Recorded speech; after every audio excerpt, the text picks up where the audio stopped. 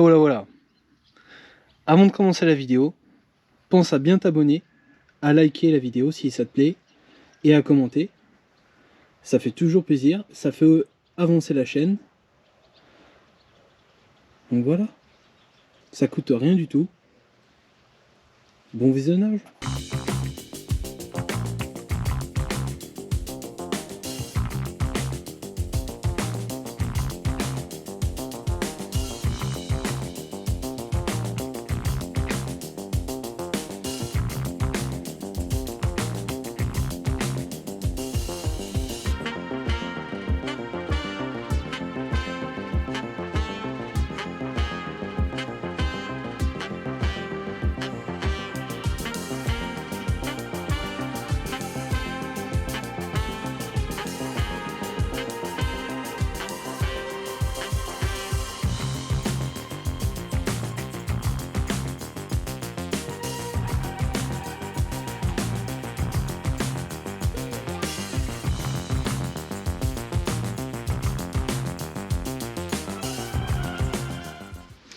Salut à tous, on se retrouve pour une petite vidéo.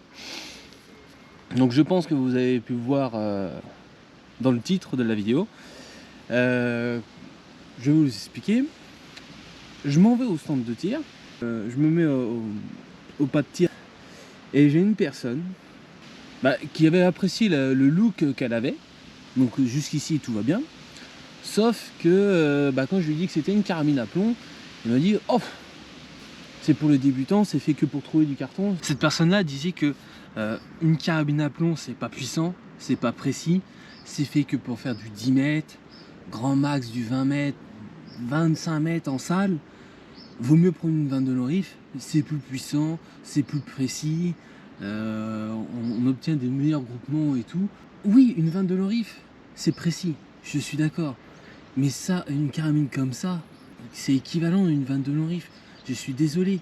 Je vais vous donner un simple exemple. La M3, elle a eu cette année, en 2023, début 2023, elle a eu une évolution. L'évolution de la FX M3 Impact, c'est la FX Pantera. Je vous mets une petite miniature ici. La FX Pantera, elle a été étudiée et créée pour faire équivalent, concurrence à des 22 avec des canons de match. Donc les canons lourds, pas le canon léger ou quoi que ce soit, c'est les canons lourds. Elle a été étudiée pour faire du tir, pour avoir une équivalence à ces carabines-là. Celle-là, en fait, la différence entre la M3 et la Pantera, c'est au niveau du positionnement de ces régulateurs. Le système de canonnerie est exactement pareil. Le look qui change, mais sinon, la Pantera ou la M3, c'est juste un truc esthétique et avec quelques modifications. Je ne la possède pas pour vraiment bien préciser le truc, mais la personne qui me dit que elle n'est pas, enfin qu'une carabine à plomb, et c'était celle-là, il avait ça en face de lui, il était capable de me dire que c'était pas précis, que la 22 Lorif était mieux que ça. C'est sûr que si vous prenez un canon basculant, vous n'allez pas être aussi précis qu'une 22 Lorif. Il n'y a pas à chercher une midi à 14h. Une 22 Lorif va plus être précis qu'un canon basculant ou qu'une carabine à plomb style CO2. Mais là, vous avez une carabine à plomb qui est capable de rivaliser avec des 22 Lorif. Donc, ce qui dit que c'est pas précis, que c'est pas puissant, non, je suis pas d'accord. Une 22 avec des munitions subsoniques. Et déjà, moi, quand j'avais passé au chronographe sur ma Savage, je vais vous mettre une petite miniature ici de la carabine, de la Savage Mark II BV. J'utilisais des Winchester X Supreme subsoniques. Je mettrai la boîte de plomb ici, enfin la boîte de balles. Et j'avais sorti 136-138 joules. Elle, celle-là, elle en fait beaucoup plus. Elle en fait pas 300, hein, mais elle en fait bien plus. Et non, il restait avec comme des œillères. On fait passage au chronographe.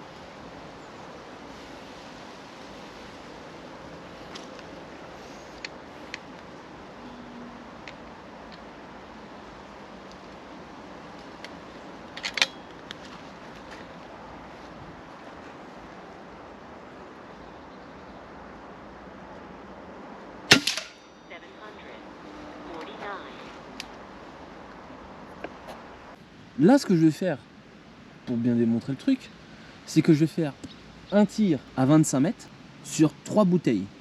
Et on va voir si à 25 mètres, elle est capable de traverser. Bon, nous revoilà au poste de tir. On commence avec les FX hybrides. Premier plomb.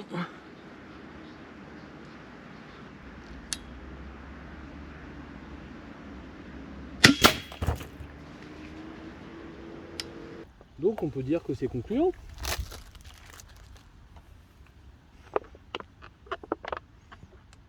L'entrée, ça c'est la sortie.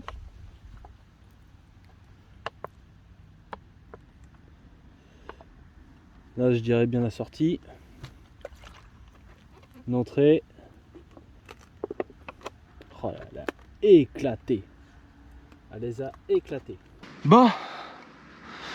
Ensuite, on passe sur les Polymag Predator. Donc le problème avec les Polymag Predator, bah, d'enlever le chargeur parce que la pointe elle ne passe pas et de les mettre un par un. Donc c'est le problème. Hop, sécurité. Allons voir ça en cible. Bon, alors la troisième bouteille, elle n'a pas été percée, mais il y a un impact juste ici.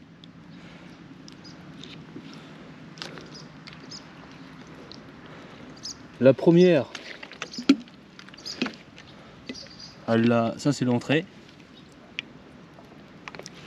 Et la sortie, elle l'a. Ah, la pointe, elle est là. La pointe est ici.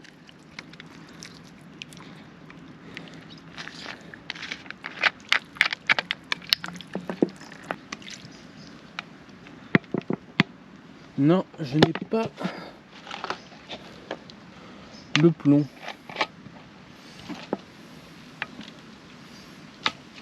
Mais la pointe, elle est bien là. Mais le plomb en lui-même, eh ben, il est parti dans la nature. Donc elle a percé, les Polymag n'ont percé que 2 bouteilles. La première et la deuxième. Donc quand même la deuxième elle a pris tarif. Hein. Elle a pris tarif mais elle s'est arrêtée sur la troisième. Elle s'est arrêtée sur la troisième, elle est là, l'impact. Bon, on se retrouve pour un second test avec la FX Impact. On commence avec, comme toujours, les FX hybrides.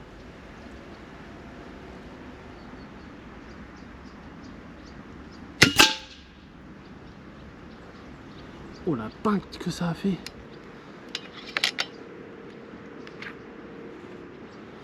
Et on teste le plomb le plus chiant, le Polymag Predator. Hop, c'est parti. Là, je vais essayer de viser un peu plus haut. Bon, en conclusion, eh ben, on peut dire que les FX hybrides ils sont plus violents en force d'impact que les Polymag Predator. Je pensais que ces plombs là allaient être beaucoup plus brutal que les FX hybrides. Bah en fait non. Ça c'est le Polymag. Le Polymag il va faire un trou beaucoup plus gros. Pour moi une 22 c'est pas capable de faire des trous comme ça. Hein. Une 22 ça va pas faire ça. Parce que les plombs ils sont à une vitesse plus ou moins subsonique. Que ça, une 22 à 20 mètres, enfin 25 mètres, vous faites pas des trous comme ça. Hein. Après je vois venir ceux, ouais mais c'est un 9 mm et tout. Je fais, mais que vous prenez un 9 mm ou que vous prenez un 5 mm, parce que 22 c'est pas un 4,5, c'est un 5 mm. Donc voilà.